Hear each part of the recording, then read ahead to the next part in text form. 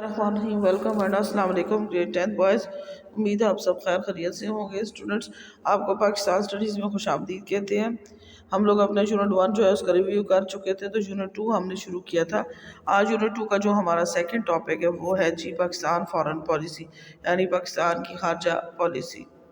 اب اس میں کہتے ہیں no country can accept to live in isolation from the rest of the world and meet its own economic needs and requirement. کہ ہر ملک کی اپنی ضروریات ہوتی ہیں، تو کوئی بھی ایسا ملک دنیا میں نہیں ہے جو مکمل طور پر خود کفیل ہو. It's a country foreign policy, یہ کسی ملک کی جو ہے وہ فارن پالیسی ہوتی ہے to determine the kinds of relation it want to establish with other in the international community. کہ ہم جو ہے وہ ایک دوسرے کے ساتھ جو ہے وہ تعلقات بنائے جاتے ہیں، اور جو تعلقات بنانے کے لیے ایک دوسرے کے ساتھ جو تعلقات قائم کرنے کے لیے جو پالیسی بنائی جاتی ہے، اس پالیسی کو خارجہ پالیسی کا نام دیا جاتا ہے. The ultimate objective of the countries foreign policy, کہ جو کنٹری کی فارن پالیسی ہے the safeguarding and promotion of country interest. تو یہ اپنے ملک کو مفادات کو مد نظر رکھ کر بنائی جاتی ہے. Foreign policy of countries not only depend on the emerging condition in the world around it, but also on a country re-evolutions of its priorities to preserve and retain its national interests. تو خارجہ policy جو ہے وہ ہر ملک اپنے مفادات کو مد نظر رکھ کر بناتا ہے، اور یہ قومی مفادات اور حالات کے مطابق تبدیل بھی ہو سکتے ہیں. Thus in international relations جو انٹرنیشنل ریلیشنز ہوتے ہیں ان میں، یعنی جو آپ کے ممالک کے ساتھ تعلقات قائم کرتے ہیں، دیر از نو اینیمی، ان میں کوئی دشمن نہیں ہوتا ہے. نو فرینڈ فار ایور، نہ کوئی مستقل دوست ہوتا ہے اور نہ کوئی مستقل دشمن ہوتا ہے. Nothing is permanent but only the national interest, سوائے آپ کے قومی مفادات کے کوئی چیز آپ کے پاس اہم نہیں ہوتی.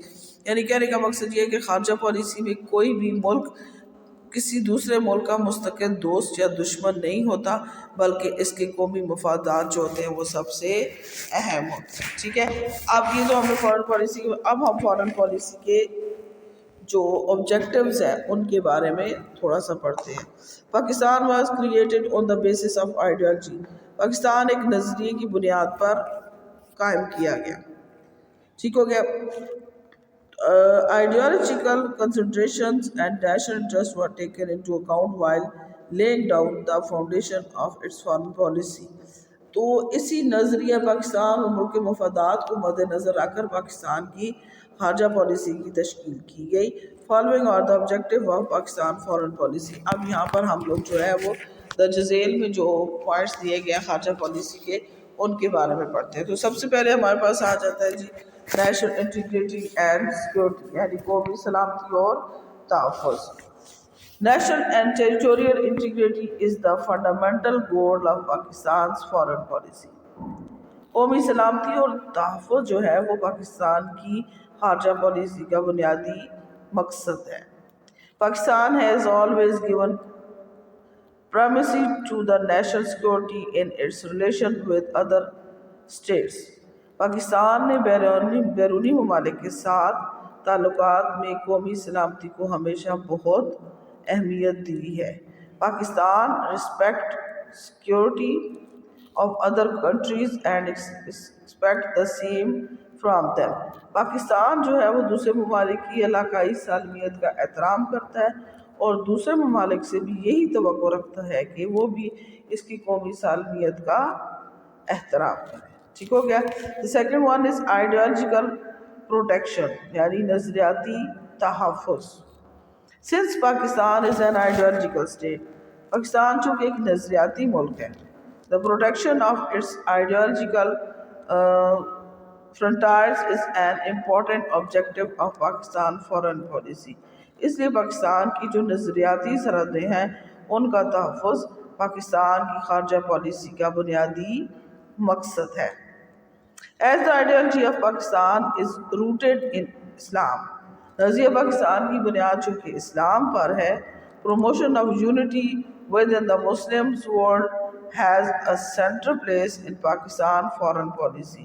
اسی لیے نظریہ پاکستان کا تحفظ اسلامی ممالک کے ساتھ اچھے تعلقات قائم کر کے ہی ہو سکتا ہے. Pakistan has constantly played an important role in the organization of Islamic Conference and the Economic Cooperation Organization.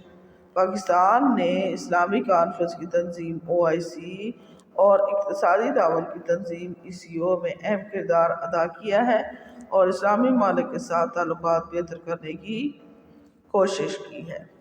جی تو نیکسٹ ہے جی آپ کا economic development. Being a developing nation, economic development is among the country's top priority. Pakistan ایک ترقی پذیر ملک ہے، اس لیے معاشی ترقی پاکستان کی اولین ترجیح ہے. معاشی طور پر